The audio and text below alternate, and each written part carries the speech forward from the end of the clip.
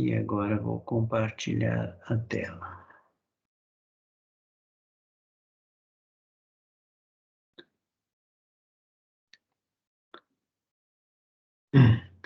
Vocês estão vendo a minha tela, esboço de gráfico, parte 2? Sim. Sim. Ok, ótimo. Então, essa aula de hoje não deve ser muito longa, e ela é basicamente uma continuação da aula da semana passada, a aula síncrona, que tratou de esboço de gráficos. Só que na aula passada, eu foquei mais no problema em que tratava dos pontos críticos e como é que isso influencia se a função é crescente, decrescente, e o sinal da derivada segunda, como é que influencia se a função é côncava para cima ou côncava para baixo. Certo? A gente lá não tratou de assíntotas. Então, a gente vai tratar desse caso aqui. Certo?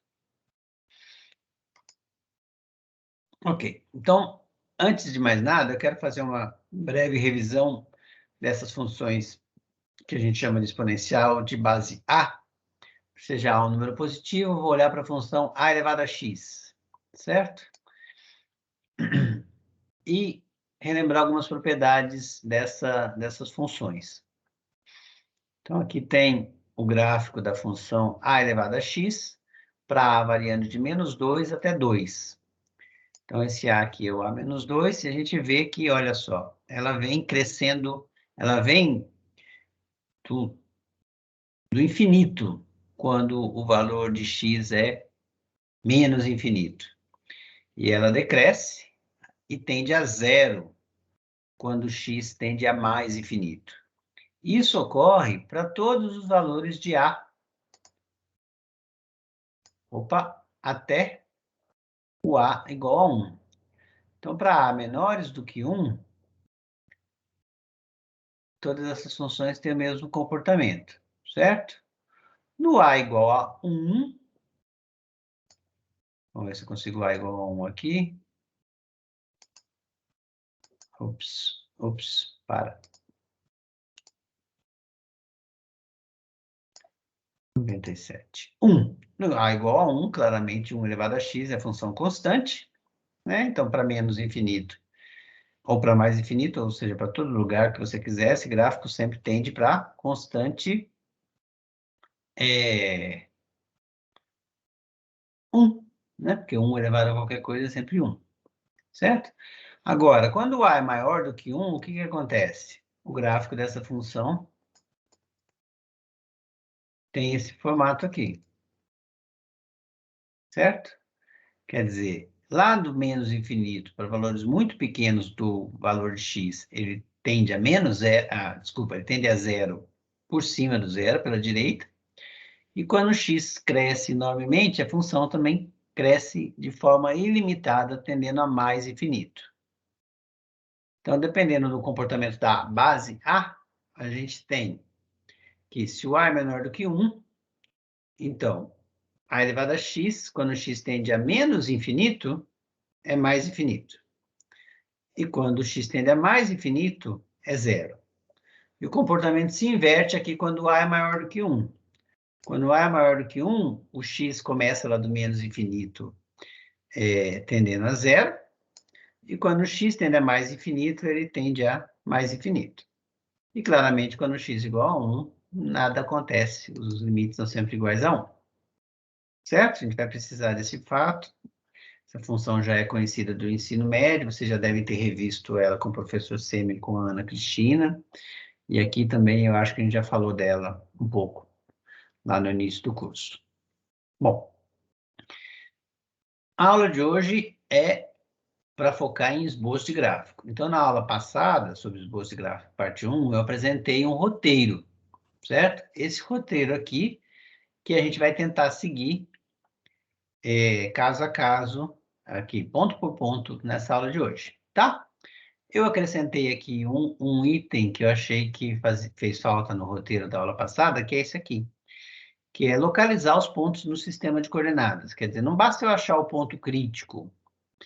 Se eu achar o x que zera a minha derivada, é importante também que eu ache o f de x correspondente para ver onde que esse ponto vai constar no gráfico da função, e para isso me ajudar na hora que eu for esboçar o gráfico, não, finalizar o esboço do gráfico, se eu cometi algum erro, alguma imprecisão, certamente o cálculo dessas coordenadas aqui vão me ajudar a detectar o possível erro, tá bom?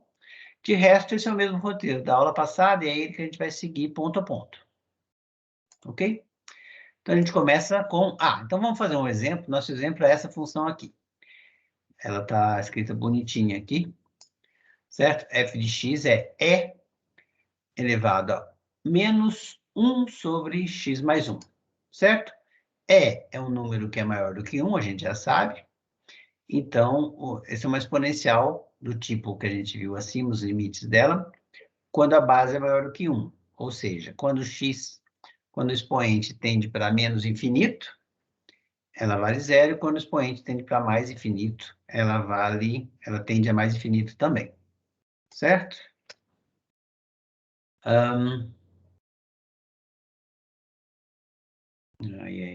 Ok, funcionou.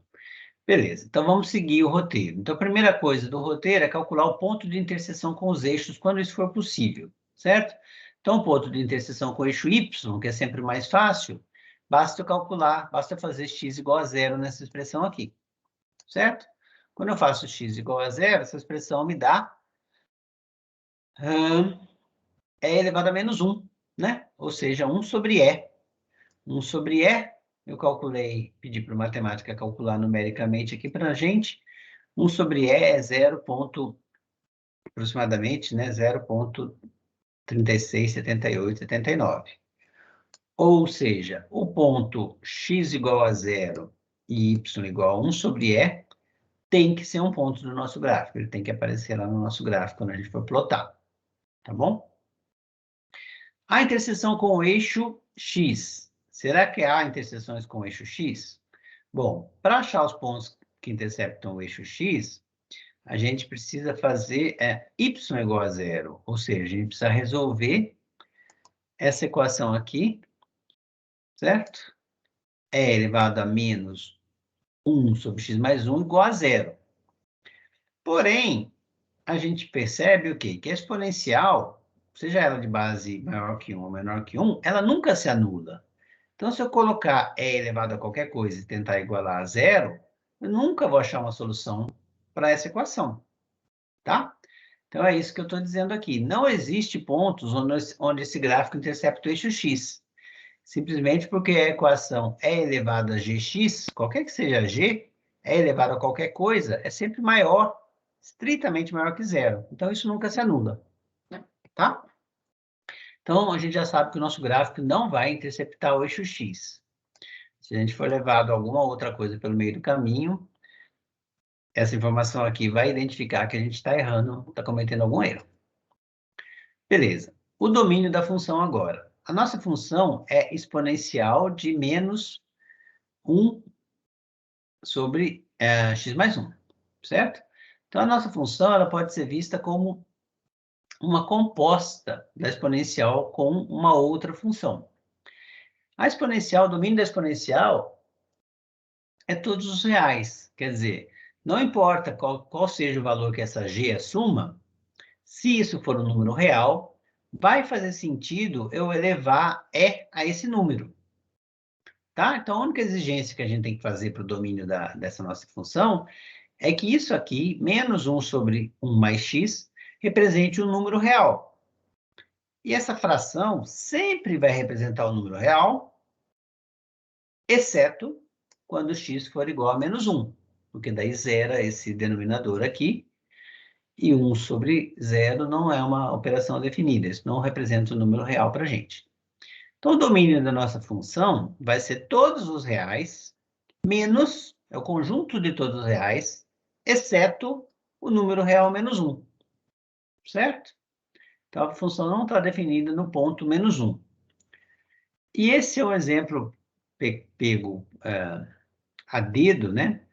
Porque muitas vezes a gente é levado a achar, muitas pessoas pensam assim, quando começam a estudar, a esboçar os gráficos, que por o nosso domínio ser o conjunto dos números reais todos, exceto um ponto, ou seja, é um intervalo perfurado, então, eu posso me aproximar, então, do ponto problema, tanto pela esquerda quanto pela direita. Então, ao me aproximar desse ponto pela direita e pela esquerda, o gráfico da nossa função cresce ilimitadamente. Ou seja, só porque eu tenho um furo no domínio, né? O domínio é um intervalo perfurado, esse ponto onde a função não está definida, neste ponto, necessariamente, existe uma assíntota vertical. E o comportamento da função próximo desse ponto, pela direita ou pela esquerda, deve explodir para mais ou menos infinito. Então, a gente vai ver que esse não é o caso, exatamente isso é um contra-exemplo para essa afirmação, esse exemplo que a gente está pegando aqui, tá? Mas, por enquanto, a gente só sabe que o domínio é todos os reais, exceto menos 1.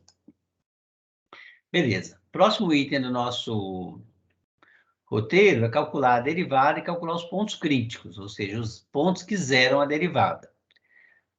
A derivada da nossa função está calculada aqui, tá? Deixo como exercício para vocês usarem a regra do quociente e verificar que a derivada dá isso aqui, certo?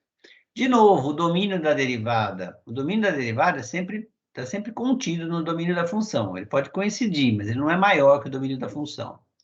E a gente vê aqui de novo, ó, que o domínio da derivada, aqui em cima, é a própria f que a gente tinha, certo? Então, sempre faz sentido essa expressão aqui, exceto quando x é igual a menos 1. Mas quando x é igual a menos 1, o numerador também não faria, desculpa, o denominador também não faria sentido, certo? Fora disso, para qualquer outro número real faz sentido quer dizer, representa um número real, tanto o numerador quanto o denominador dessa fração aqui representam números reais quando x é diferente de menos 1. Então, essa função derivada também tem o domínio todos os reais, exceto menos 1. E isso é mais ou menos óbvio, né? Porque se o ponto não está no domínio da função, não faz sentido que exista uma reta tangente para a gente calcular a inclinação dessa reta tangente no ponto do gráfico, se o ponto não está no gráfico, certo? O ponto menos 1 sobre x, né, que a gente já viu que era aquele ponto que a gente chamou de A, não está no gráfico. Então, não faz sentido que a derivada nesse ponto exista. Ok. Ah, tá. Beleza, mas olha só. Calcular os pontos críticos é calcular os zeros da primeira derivada, certo? A gente calculou o domínio da primeira derivada, mas... Deixa eu só olhar aqui. Mas a gente tem que observar que essa função aqui, ela nunca se anula. Porque para anular uma fração, teria que anular o numerador da fração. E a gente já viu que o numerador dessa fração é exponencial, e a exponencial é sempre maior ou igual a zero, nunca se anula. Então, não existem pontos críticos para a nossa função. Os pontos críticos, lembrando, são os pontos que zeram a primeira derivada e os pontos do domínio da função para os quais a primeira derivada não existe. Aqui, o ponto menos 1, a derivada não existe, mas ele também não é um ponto do domínio da função. Então, o ponto menos 1 não é um ponto crítico. Repetindo, para ser ponto crítico, são os pontos que zeram a primeira derivada ou pontos do domínio da f para os quais a f' não exista. Tá bom? Então, o menos 1 não é um ponto crítico. Mas tudo bem. Então, a função não tem pontos críticos, ela não se, a derivada primeira não se anula. Isso significa que pontos críticos são os possíveis pontos onde existem máximos e mínimos locais. Não é isso? Então, essa função não tem um máximo e um mínimo local. Agora, o fato da função derivada não zerar no domínio não significa que ela não mude de sinal. Por quê? A gente sabe que se uma função é contínua, então, para mudar de sinal, ela precisa passar pelo zero. Mas como a nossa f', ela tem justamente um buraco no meio do domínio dela, quer dizer, ela está definida antes do -1 e depois do -1, ela poderia, sim, em princípio, mudar de sinal. Tem um sinal antes do -1 e outro sinal depois do -1, certo? Ela poderia. Vamos ver se isso acontece ou não. Ok. Ok. Antes de fazer essa análise, vamos olhar os pontos que zeram a segunda derivada, que eles também são importantes, porque os pontos onde a derivada segunda muda de sinal são os pontos que a gente chama de inflexão, né? São os pontos onde a função muda de concavidade. Então, calculei a derivada segunda aqui, simplifiquei, e cheguei a essa expressão para ela. Note que agora, note que o domínio dessa função, que eu esqueci de computar aqui também, mas o domínio dessa função também são todos os x menos o x igual a -1. Certo? Porque zeraria de novo o denominador dessa fração. Essa parte da expressão sempre existe para qualquer x e nunca se anula. Então, o único cara que pode contribuir de forma a anular a derivada segunda é esse fatorzinho aqui. E isso ocorre quando x for menos meio. Então, o único ponto que zera a derivada segunda... Ah, eu calculei sim o domínio da derivada segunda aqui, ó. O único ponto que pode zerar a derivada segunda é o ponto x igual a menos meio. Certo? Então, a gente vai olhar também para a derivada segunda para ver se ela muda de sinal nesse ponto. E aí, poder falar alguma coisa sobre inflexão.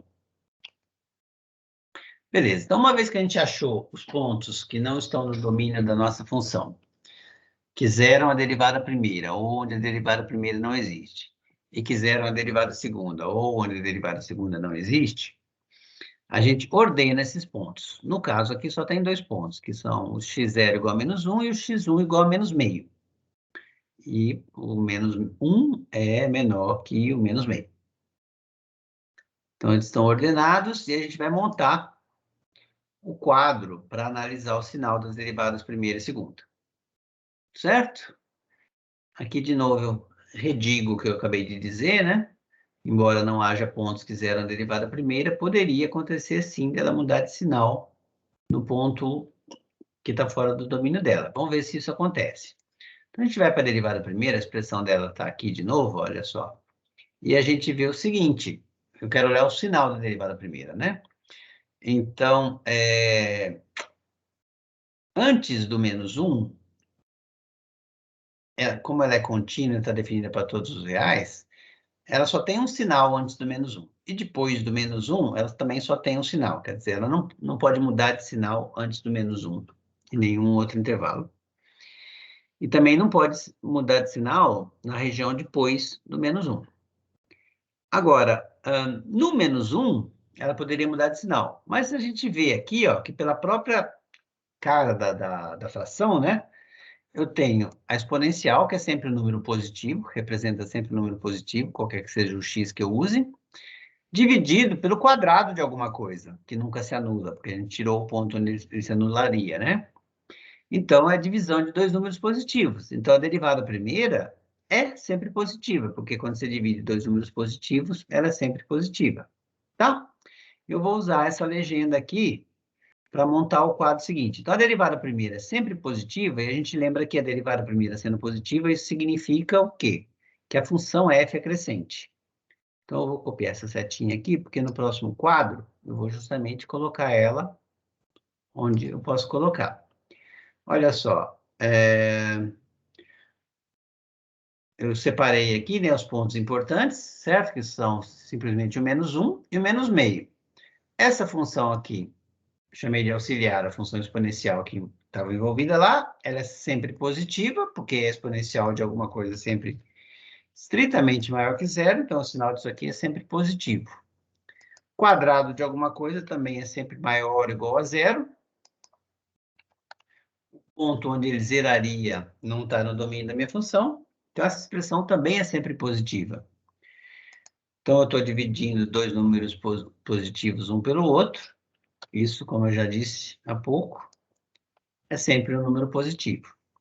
Ou seja, a derivada primeira, desculpa, aqui não devia ser f, é f que eu estou chamando, certo?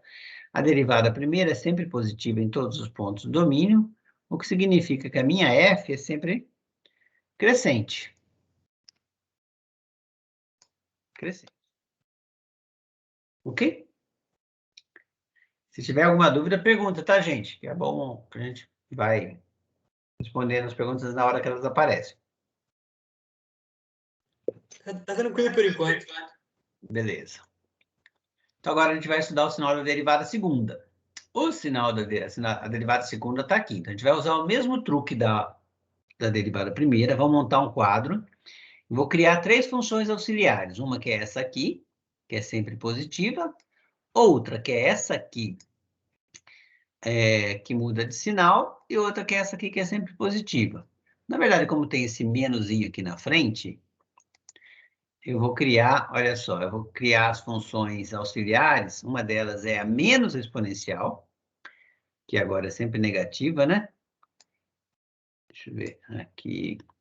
Sempre negativa, então essa função em todo intervalo ela é negativa. Essa função aqui, 1 mais 2x, é uma função linear e ela muda de sinal, certo? Exatamente, depois do menos meio ela fica positiva e antes ela fica negativa. E essa aqui, que é alguma coisa elevada à quarta potência, é sempre positiva.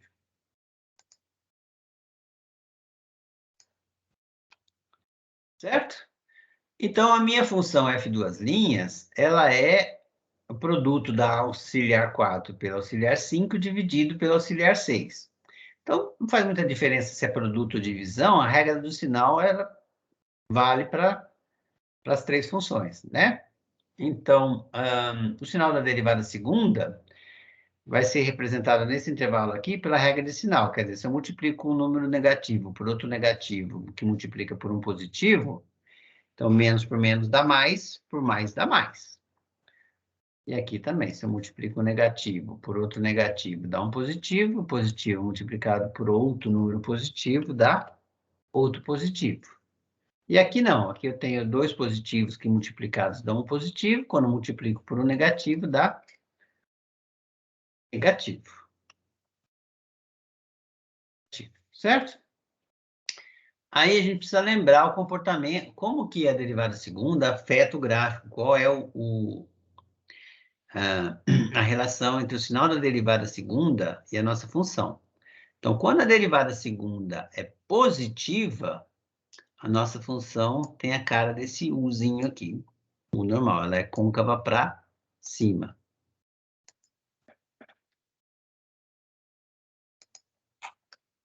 E quando a derivada segunda é negativa, vale o contrário. Ela tem o sinal...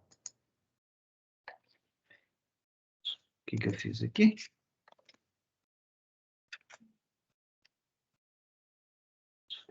Ela tem essa cara de ferradura virada para baixo, certo? Então, agora a gente tem a cara da nossa função, a região, ela é sempre crescente e ela tem a gente tem essas informações aqui.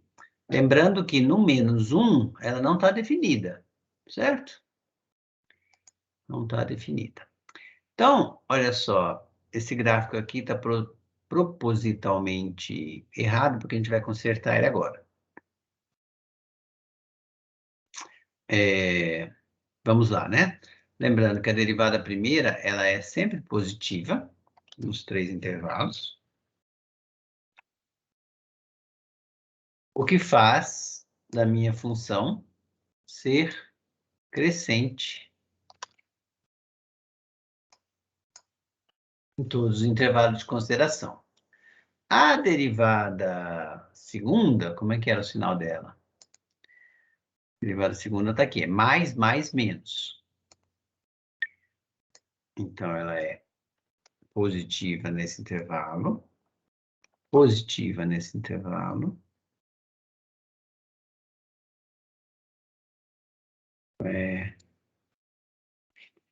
negativa nesse intervalo. E aí o comportamento dela é justamente o contrário daqui, né? Essa Deixa eu copiar esse símbolozinho aqui, porque nessa região ela é côncava para cima. Deixa eu copiar esse símbolozinho aqui, porque nessa região aqui ela é côncava para baixo. E de novo aqui, ela é côncava para cima. Certo? Então, ela é sempre crescente, côncava para cima até o -1, côncava para cima do -1 até o -meio e côncava para baixo no resto. Temos temos quase todas as informações relevantes. Por quê? O que está faltando agora? Está faltando olhar o comportamento da minha função no mais e no menos infinito e no ponto -1, que é um ponto do domínio que pode ser aproximado por valores, um ponto fora do domínio, que pode ser aproximado por pontos do domínio tanto pela esquerda quanto pela direita.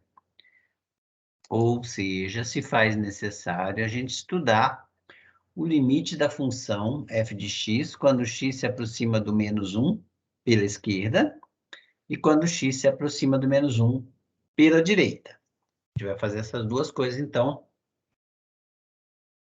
para ver o comportamento do gráfico da nossa função no ponto -1. E depois a gente vai estudar o limite quando x tende para mais ou para menos infinito. Beleza, então primeiro vamos olhar para o limite da função f de x quando x tende a -1 pela esquerda. Pela esquerda do -1 é o quê? É -1.001, -1.002, -1.01, -1... Não, desculpa. Pela esquerda, no -1, eu estou me aproximando do -1 por valores menores que o -1. Então, quem que é menor que o -1? -1.001, -1.001, -1.01, -1.1. Esses são os valores que eu estou olhando, certo? Quando eu olho para esses valores, o que acontece com a minha função exponencial? Bom, eu só reescrevi aqui, certo? O limite da f de x quando x se aproxima do -1, só substituía a expressão para a minha função aqui. Esse monstrinho aqui que está aparecendo aqui não ficou muito legal na transparência, mas é o número E, tá? Ficou meio feinho aí, depois eu vou tentar consertar. Mas olha só, o limite de uma função lembra a propriedade da função contínua. Exponencial é uma função contínua. Então, quando a gente calcula o limite de uma função contínua, é o valor da função contínua no ponto. Ou seja, eu posso trocar o limite com a minha função. Quer dizer, limite de E alguma coisa é E elevado ao limite dessa alguma coisa. Então, isso vem da continuidade da função exponencial. Então, eu preciso calcular quem é o limite dessa coisa aqui, quando x tende a -1, tá? Esse limite é exatamente o limite que aparece aqui. E daí, o que acontece? Observe que no -1 eu tenho zero embaixo e uma constante em cima, certo? Então, era aquela coisa que o João estava se perguntando. Quando o numerador... E agora, então, eu sou obrigado a responder, João, que essa abordagem está assim na nossa aula passada, tá? Eu vou fazer uso dela aqui, mas lá na aula passada eu coloco o teorema que explicita qual é o comportamento desse limite. Dê uma olhadinha lá na aula passada, na parte 1 de esboço de gráfico, que tem esse comportamento. Mas olha só, se o numerador vai para zero, desculpa, o denominador vai para zero e o numerador vai para uma constante, eu estou dividindo alguma constante por uma coisa que tende a zero. Então, essa fração, isso não é uma demonstração, tá? Isso é só um convencimento. Mas eu acho que é intuitivo a gente pensar que essa fração, ela estoura para mais ou menos infinito, dependendo do sinal dessas coisas. Quer dizer, se em cima se aproxima de uma constante, no caso aqui, uma constante negativa. Na verdade, o numerador nem se aproxima da constante, né? Ele é sempre essa constante. Então, com mais razão ainda. Se o numerador é uma constante negativa e o denominador, como acontece aqui, se aproxima do zero, então essa coisa vai estourar para mais ou menos infinito dependendo do sinal do que está aqui embaixo. Então, vamos olhar para o sinal do que está aqui embaixo. Eu estou me aproximando do menos 1 por valores menores que menos 1. Tipo, menos 1,00 alguma coisa. Quando eu faço a soma dessa coisa com 1, fica aqui embaixo um número próximo de 0, cada vez mais próximo de 0 à medida que eu me aproximo do menos 1. Mas como eu estou me aproximando do menos 1 pela esquerda, por valores menores que menos 1, esse número aqui de baixo se aproxima de 0 sempre por valores negativos, cada vez mais próximos de 0, mas negativos. Quando eu divido menos 1 por um número muito pequeno, negativo também, essa fração aqui vai crescendo e vai tendendo a mais infinito, certo? Então, esse limite aqui, quando eu me aproximo da esquerda, do menos 1 pela esquerda, esse valor todo se aproxima do mais infinito. Então, de fato, que é o que eu escrevi aqui, certo? Então, de fato, no x igual a menos 1, quando eu for esboçar o gráfico, eu devo esperar que, ao me aproximar do menos 1 pela esquerda, a reta vertical x igual a menos 1 funcione, sim, como uma assíntota vertical para o nosso gráfico. Tá?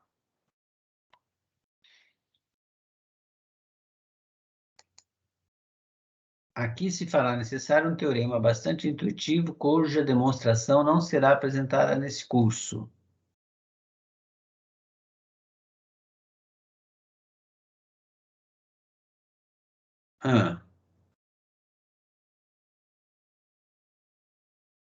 Vamos ver o que eu estou falando aqui.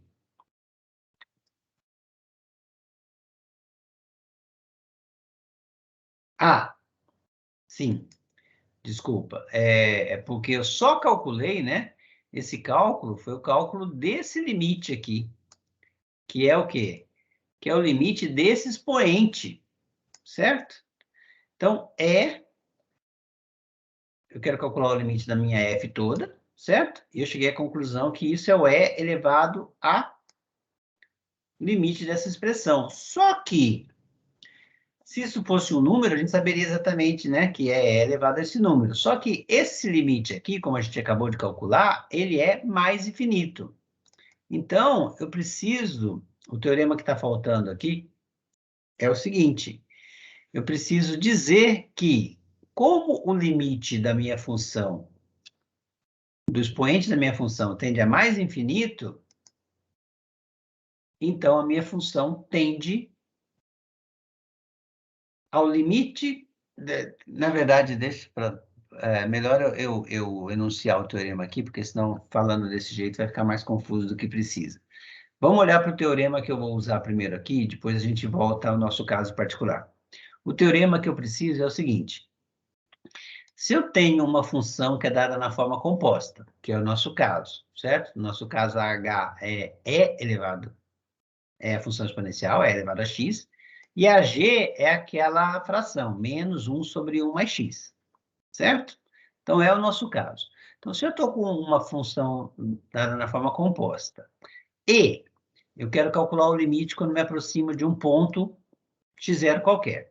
O limite que a gente está olhando acima, eu me aproximo do menos 1 pela esquerda. Mas isso não vai fazer diferença com o argumento do nosso teorema, não. Quer dizer, se é pela esquerda ou pela direita, e aqui é o limite global, o raciocínio também vale. Eu estou fazendo com o limite global aqui no teorema, teorema 5, mas vale se eu me aproximo do ponto pela esquerda ou pela direita também. O fato é que se a função de dentro tende a mais infinito, como é o caso, e as funções envolvidas na composição são contínuas, certo?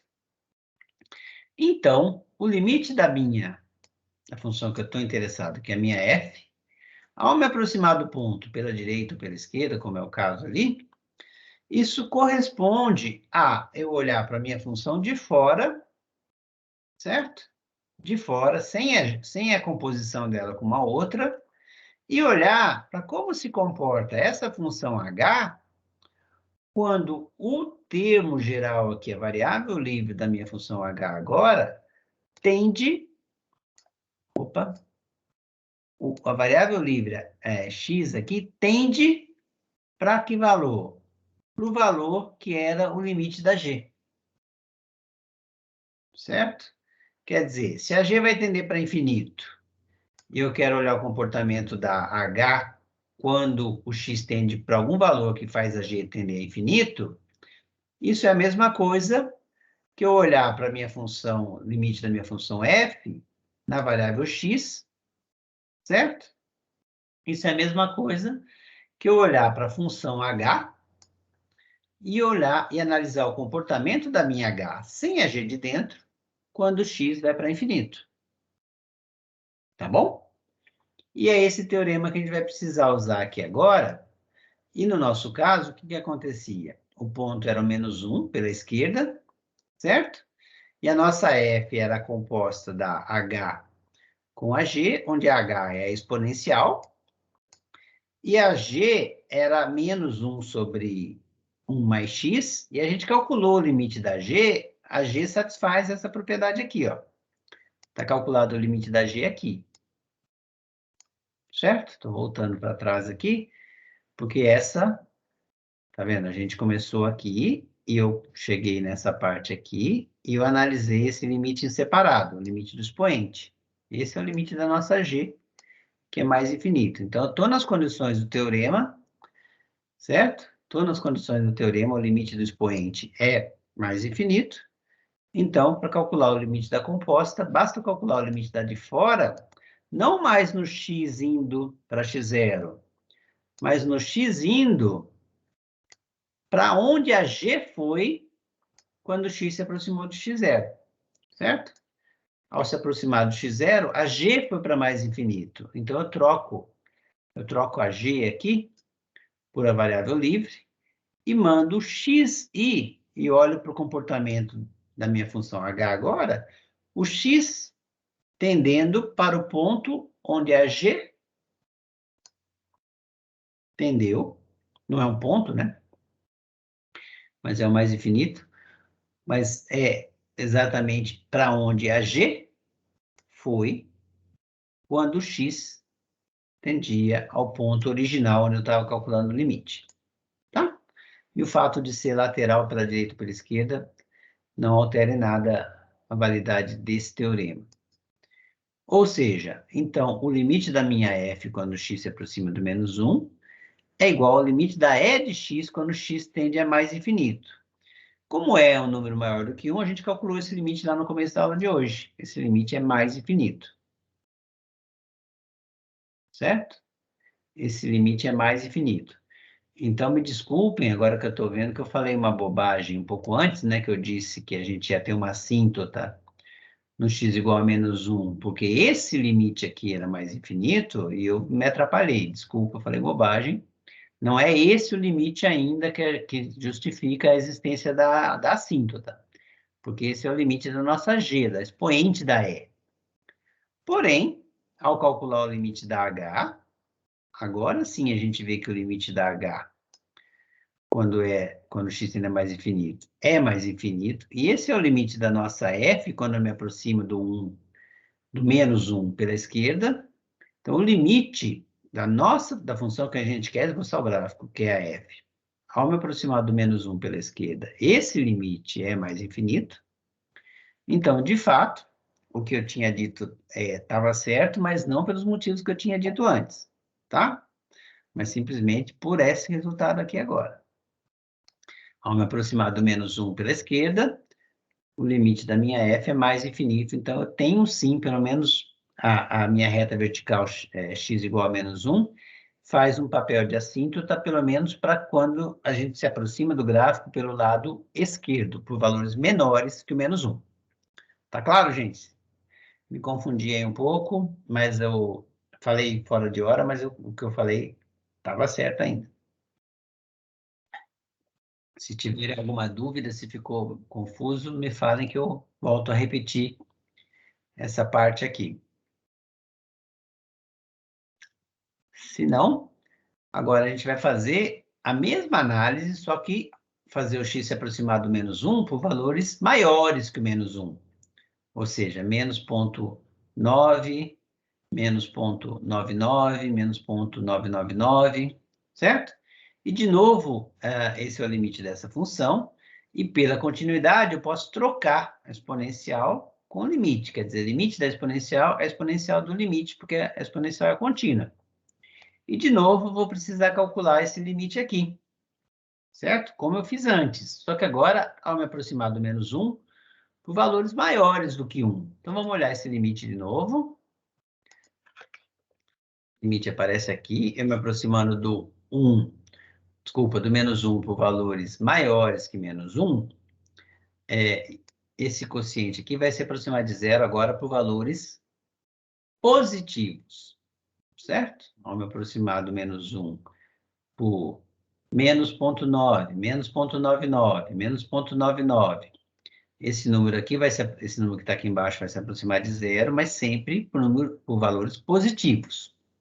Então, a constante menos 1 dividida por isso agora que se aproxima do zero por valores positivos, esse quociente agora se aproxima do menos infinito, que é o que está aqui.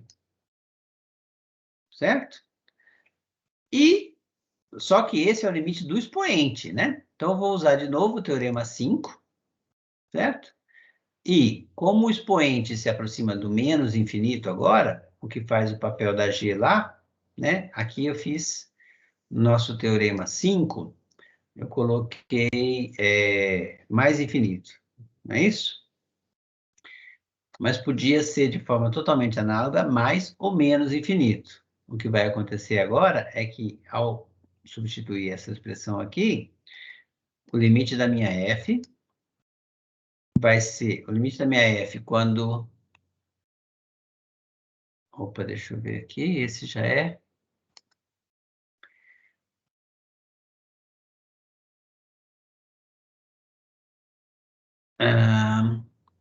Só um minutinho, que eu me perdi aqui. De forma totalmente análoga a isso, somos levados a calcular esse limite. Então, esse limite aqui agora dá menos infinito, certo? E quando ele dá menos... aqui, ó. Então, aqui eu estou olhando agora para o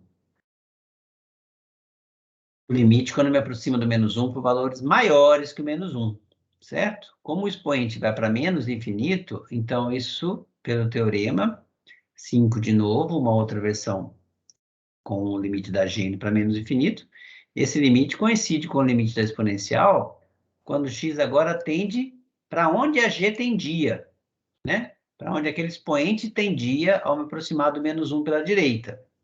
E aquele expoente tendia para o menos infinito. Então, agora, a gente usa o resultado do começo dessa aula, né? Aqui eu tomo um exponencial de base A, só que agora o A é o E, e o E, o número de Euler é maior do que 1. Então, o limite da função exponencial de base maior que 1 quando x tende a menos infinito.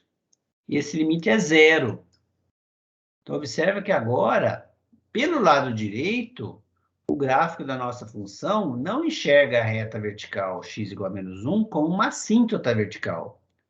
Ao me aproximar desse ponto pela direita, a minha função tem que se aproximar do valor zero. Certo? Isso é bem inusitado, não é muito comum, e a gente é levado a sempre achar que, quando você tem um domínio perfurado, né, ao me aproximar daquele ponto, o gráfico da função sempre explode para mais ou menos infinito.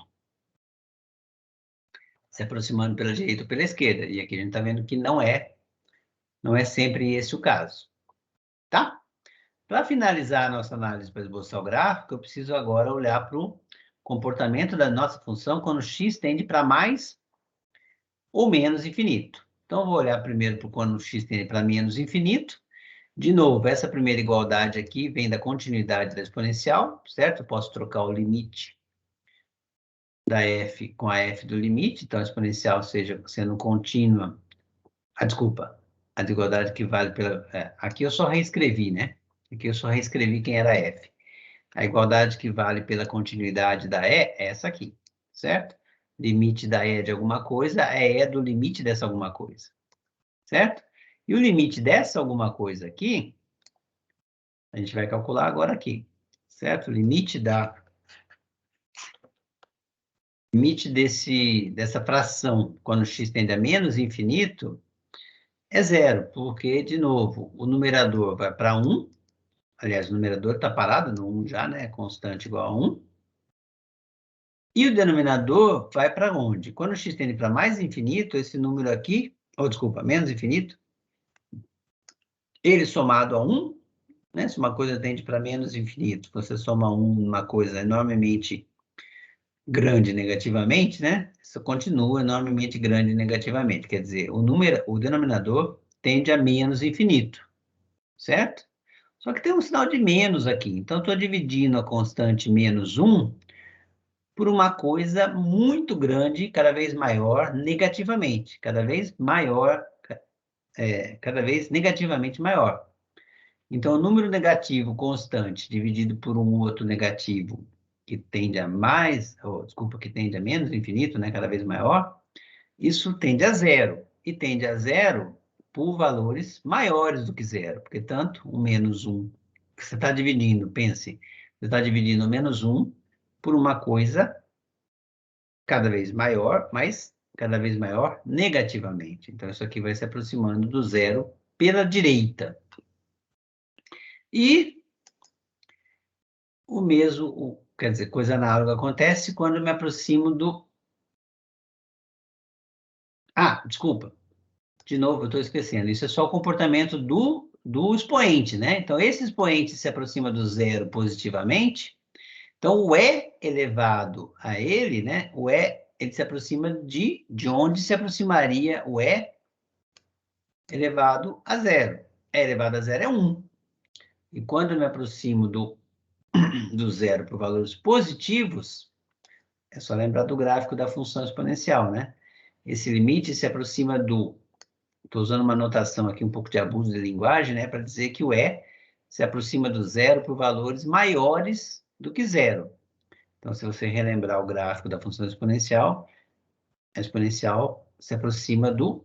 Bom, primeiro que a função exponencial é contínua, né? Então, se aproxima do zero, esse limite dá 1.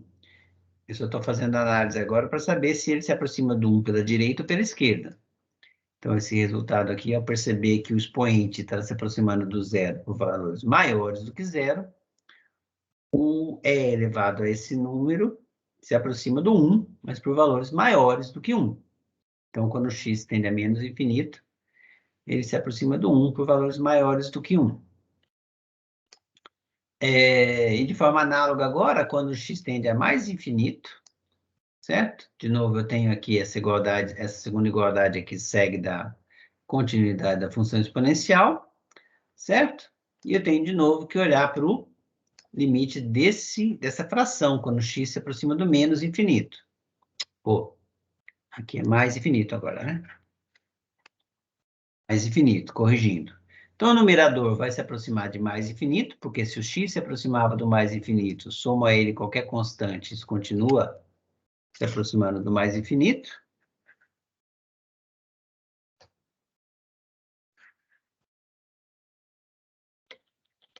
Isso. O denominador se aproxima do mais infinito, e a constante menos 1 aqui, então, está sendo dividida por um número que cresce de forma ilimitada e cresce positivamente. Então, isso vai ficando cada vez mais próximo do zero.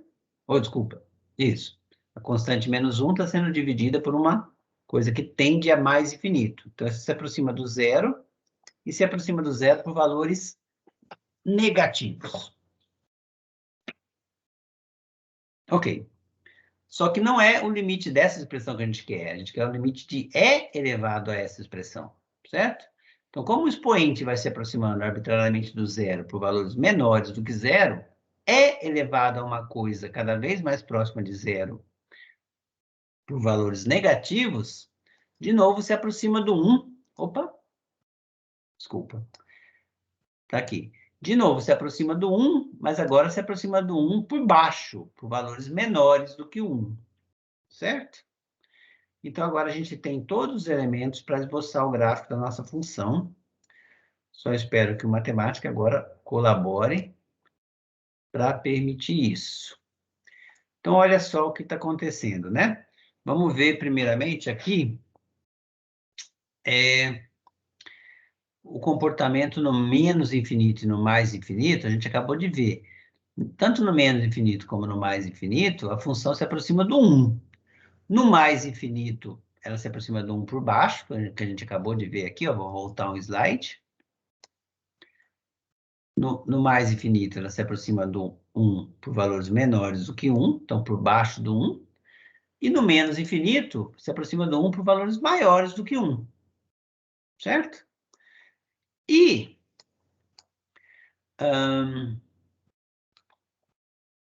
deixa eu ver o que eu faço aqui. Eu estou plotando esse gráfico do menos 30 até o A. E aqui já está no A máximo. Essa é a melhor visualização mesmo, tá bom. E o que acontece quando me aproximo do menos 1? Menos 1 é essa reta vertical aqui. Ela indica uma assíntota no matemática, né? E aparentemente está parecendo o quê? Que ao me aproximar do menos 1 pela esquerda, o gráfico cresce limitadamente, e ao me aproximar do menos 1 pela direita, o gráfico decresce limitadamente. Mas a gente já viu que esse não é o caso, né? Então vamos ver se a gente consegue plotar melhor aqui, mais próximo do ponto menos 1, para enxergar o que acontece. Eu estou plotando aqui o gráfico, ó, de menos 1, menos A, até menos 0,9. Então, estou me aproximando, e o A eu vou variar de 0,08 até 0. Então, vamos ver se eu consigo plotar o gráfico aqui, ó. Esse é o A igual a 0. Desculpa. Esse é o A igual a 0,08. Eu vou diminuir o A. Ao diminuir o A até o 0, o meu gráfico vai ser plotado do menos 1 até o menos 0,9, certo? E vou me aproximar do suposto ponto de problema aí, que é o menos 1. Primeiro, observe o seguinte, ó, com A igual a menos 0,8, já dá para a gente vislumbrar aqui que pela esquerda, o meu gráfico tem um comportamento assintótico, sim. Quer dizer, o gráfico cresce, olha aqui, 4 vezes 10 a 13ª potência. Então, ao me aproximar do menos 1 pela esquerda, o gráfico cresce limitadamente, que a gente tinha visto, né? Que o gráfico tendia a... O limite da f de x, quando x tende a menos 1 pela esquerda, era mais infinito. Ao me aproximar do gráfico pela direita, olha só, está aparecendo aqui que o gráfico, né, todo zero. Mas isso é por causa do tamanho da escala. Nesse gráfico eu tenho que plotar coisas que são da ordem de 10 a 13ª potência, junto com uma coisa que tende a zero aqui, né, pela direita. Então, parece que todo o gráfico aqui da direita é zero. Mas se a gente andar um pouquinho com o A aqui,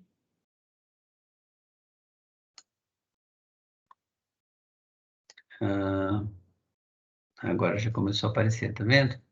Eu estou plotando aqui, eu estou perdendo os pontos lá eu estou me afastando um pouco do menos 1, certo? E estou plotando para A cada vez mais próximo do zero. Então, olha só o que está acontecendo. O gráfico aqui, ó, o A é menos 0,0083, então eu estou indo do menos 1, menos 0,083, até o menos 1,9. Certo? E o comportamento do gráfico aqui, ó, tá vendo aqui, quando eu me aproximo do zero, desculpa, quando eu me aproximo do menos 1, né? O valor pela direita, né? O valor do gráfico aqui, ó, tá 5 vezes 10 a menos 6. Certo? Então, se eu for mais próximo aqui do ponto, a gente não consegue distinguir, né? Por causa da diferença da escala da direita e da esquerda. Certo? Então, espera só um pouquinho. Então, na verdade, eu devia olhar, vamos colocar... Não sei se vai dar certo, tá, gente? Porque, como eu falei, essa matemática me deu vários problemas hoje. Mas eu vou tentar mudar um pouquinho. Bom, deixa eu ver se tem um próximo gráfico aqui. Vamos ver o que eu consigo aqui. Acho que é aqui que eu fiz... acho que esse aqui é que não vai dar certo, né? Deixa eu fazer o seguinte. Deixa eu ver se eu consigo. Se der problema, eu fico devendo isso para vocês, tá?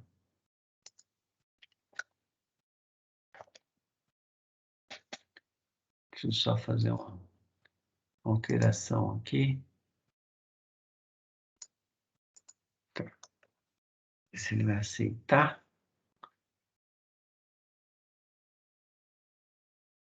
Ah, deu ruim, tá vendo? Essa bolinha girando aqui, ó. Indica pra gente que o matemática está pensando e hoje ele ficou pensando muito. Pensou várias vezes e não conseguiu fazer o gráfico do jeito que eu queria. Porque eu queria justamente esboçar melhor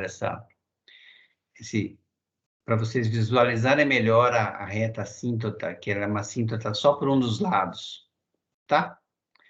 Então, eu não vou conseguir fazer isso, nem vou conseguir voltar no gráfico anterior enquanto essa bolinha ficar mexendo. A não ser, não, eu posso apelar aqui, peraí. Eu vou fazer o seguinte, eu vou fechar. Mas antes de eu fechar, eu vou fechar e tentar abrir de novo. Mas antes disso, eu vou abrir para perguntas de vocês, porque de repente a gente pode responder as perguntas de vocês antes de eu fechar a exposição aqui. Enquanto ele pensa. Quem sabe ele acaba de pensar, né? Então, tem alguém que quer perguntar alguma coisa? Ficou claro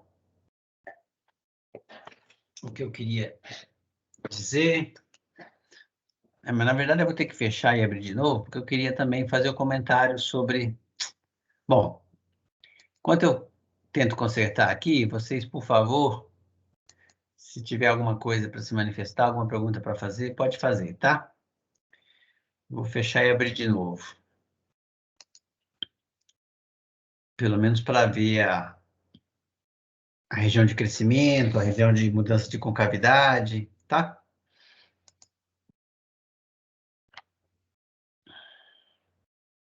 Não vou nem colocar no modo slide, vou deixar assim mesmo. Alguém quer falar alguma coisa?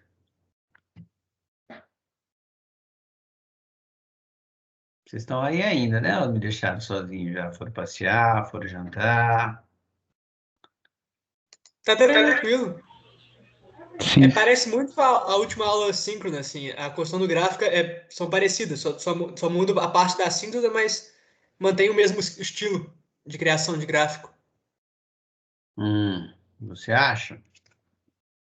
Olha aqui, eu estou plotando o gráfico de novo, no pedaço lá em que o problema não estava muito visualizado, né? Só para a gente ver aquele comportamento das derivadas, né? Esquece essa reta vertical aqui, porque ela representa a assíntota que ocorre no menos 1, tá?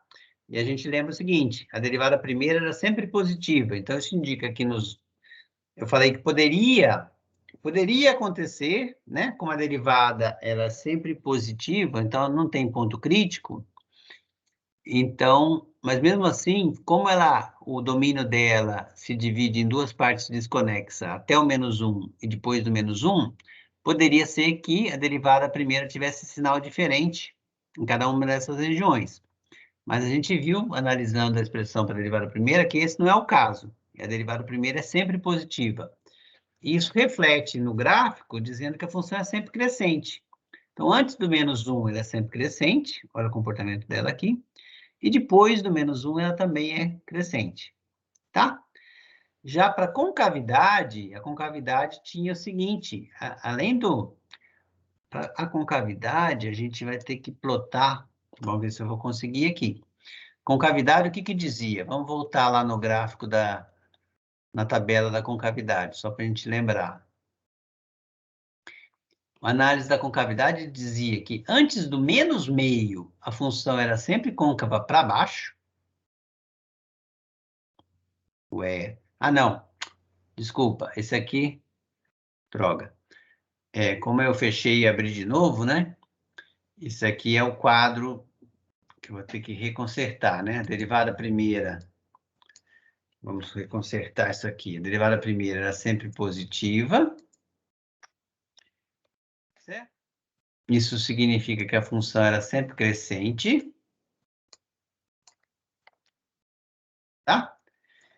E a derivada segunda, ela tinha o comportamento justamente contrário desse aqui, né?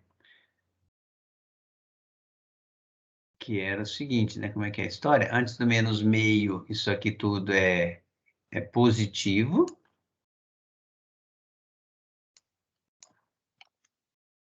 Depois do menos meio é negativo. O que faz da concavidade ser côncava para cima nessa região e côncava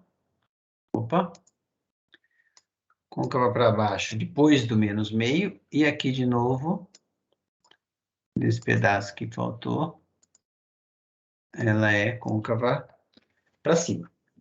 Ok, então agora a nossa tabela nosso quadro real tá bonitinho, então a função é sempre crescente, como a gente já viu, e agora vamos analisar esse comportamento aqui, ó. Lembra que no menos 1 ela tem uma segmentação, o gráfico tem uma cara antes do menos 1, ela é contínua antes do menos 1 e contínua depois do menos 1. Antes do menos 1, ela é sempre côncava para cima.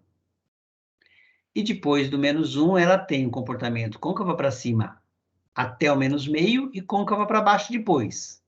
É isso que a gente vai tentar visualizar naquele gráfico agora, se o matemática deixar. Então, olha só.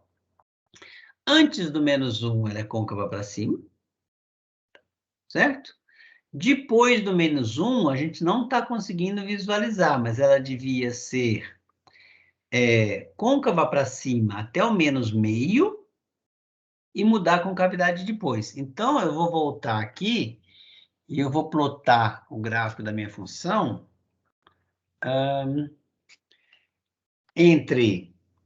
só entre o menos 999, quer dizer, perto do menos 1, certo?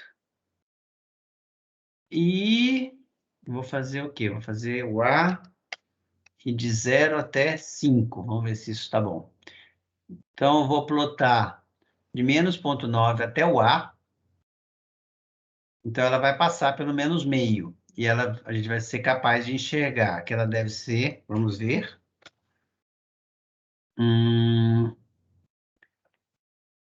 Do menos 0,1 até o menos meio. Cadê o menos meio? Então, o menos meio está aqui, ó, mais ou menos aqui, certo? Ela é côncava para cima. E a partir do menos meio, ela fica côncava para baixo. A gente não está conseguindo visualizar isso legal, mas ao mexer no A aqui, ó, isso vai ficar mais claro. Ó, tá vendo? Ó, o menos meio aqui, exatamente. Ela é côncava para cima até o menos meio, e esse pontinho aqui é um ponto de inflexão. A concavidade muda para baixo, como a gente tinha visto na análise, né? Na parte analítica da abordagem. E agora, graficamente, está se comprovando, né? É assim que tem que ser o gráfico. Quer dizer, quando vocês forem fazer o gráfico, lógico que vocês não vão ter a opção de usar o matemática, justamente você quer as informações da derivada primeira e segunda, para com elas você ser capaz de montar o gráfico, certo? De esboçar o gráfico. Só que aqui, para mim, eu posso fazer uso da matemática para me ajudar a plotar o gráfico, só que, como eu estou usando matemática, né, não tem jeito de eu errar com ele, né? Então, vai estar sempre certo o gráfico do matemática, embora às vezes seja difícil de visualizar perto de um ponto, a gente pode dar um zoomzinho e enxergar melhor.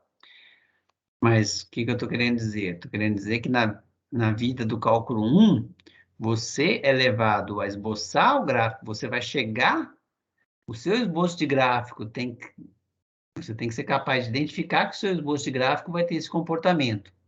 Côncavo para cima até ao menos meio, e côncavo para baixo a partir do menos meio, você tem que ser capaz de enxergar isso a partir das análises do sinal da derivada primeira e segunda que você fez antes.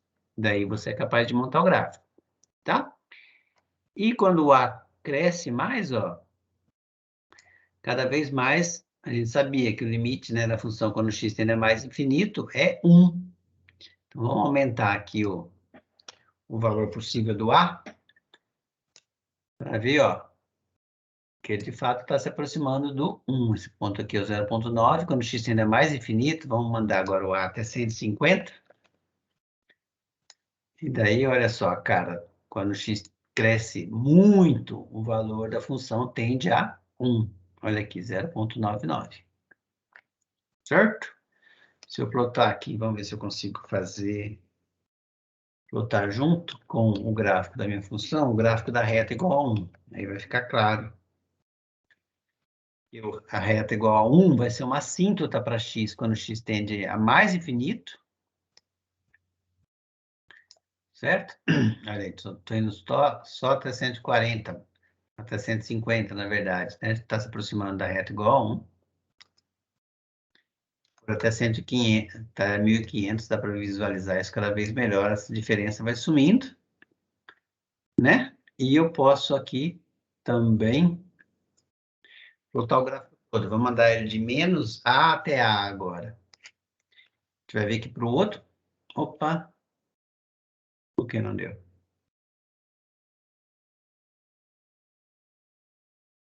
Deveria ter dado.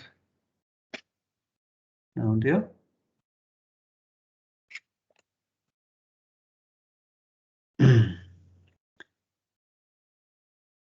Ué. Ah, tá. É porque eu estou mandando de menos A até A, e estou mandando o A começar de 0. Então, se ele começa de 0, começa de menos 0 até 0, né? Não tem um intervalo para ele plotar o gráfico. Olha aqui, agora dá. Então, ao aumentar o valor de A, olha só, eu tenho um gráfico aqui, certo? Eu consigo visualizar o que acontece e vejo que o 1, ele é de fato uma assíntota horizontal para o meu gráfico, quando x tende a menos infinito ou mais infinito, certo?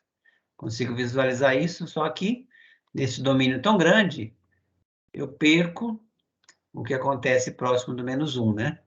Por isso a gente tinha feito a análise toda aqui perto do menos 1.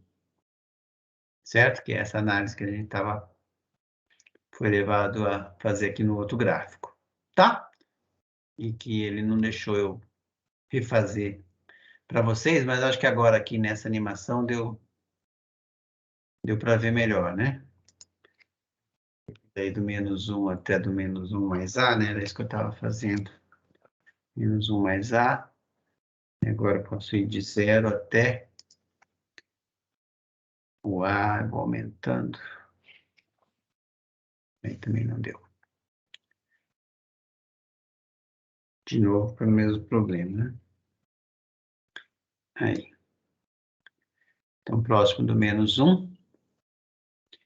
Bom, agora eu vou tirar esse assíntota horizontal daqui, porque ela está atrapalhando o nosso gráfico. Próximo do menos 1, ela se aproxima do 0. É isso? Vamos fazer a direita e a esquerda, vamos ver o que dá. Aí, tá vendo?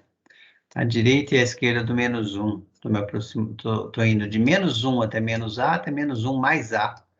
Estou deixando o A variar bem próximo ali do ponto. Então, à esquerda eu tenho uma assíntota vertical, e à direita o gráfico se aproxima. O gráfico se aproxima de 0. Certo? Aí dá para ver isso aqui. Então tá, então era isso. Esse era um exemplo, mais ou menos o gráfico que está aqui embaixo também em laranja, certo? Para deixar claro que não é porque o domínio da minha função é um intervalo perfurado, que nesse ponto perfurado eu vou ter uma assíntota vertical para o gráfico da nossa função. Ok? Então era isso que eu queria falar. Vamos abrir para perguntas. Alguém tem alguma pergunta para fazer?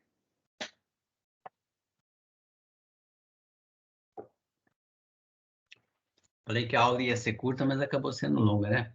Porque eu me atrapalhei um pouquinho. Ninguém tem pergunta nenhuma? Então eu vou primeiro encerrar a gravação. Então, obrigado a todos. Vou encerrar a gravação agora.